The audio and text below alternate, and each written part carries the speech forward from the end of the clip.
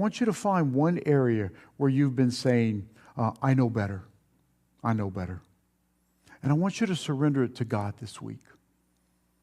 There's something being spoken into your life at this time. And I just want to challenge you. I want you to get so equipped this year that you're walking in your power and your authority.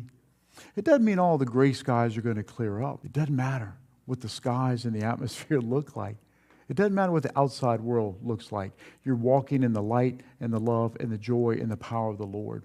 But you got to get equipped. So I'm asking you this week, find an area in your life where you're saying, even unwittingly or unknowingly, oh, I know better than that.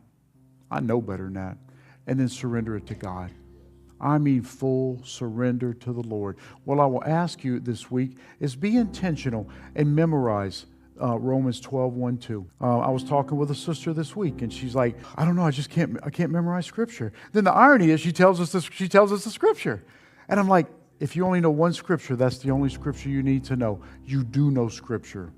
I want us to start putting Scripture in our mind so Scripture embeds in our heart.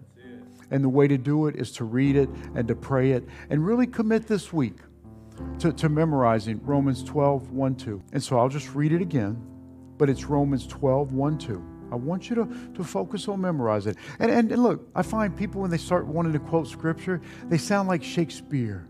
They get so King Jamesian. For out there shall renew thou mindsteads. Look, keep it simple. I'm using the NLT to teach tonight. I study out of everything. But go to Romans 12:1-2 and commit it to memory. You will be blessed. You will be blessed.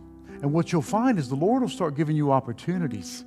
And you'll be like, well, you know, Romans 12:2 says, don't be conformed to the patterns of the world, but renew your mind. And they're going to be like, oh, Michelle, you know a lot of Bible, you. I do. Oh, I'm going to go back to South Louisiana and re-up my accent.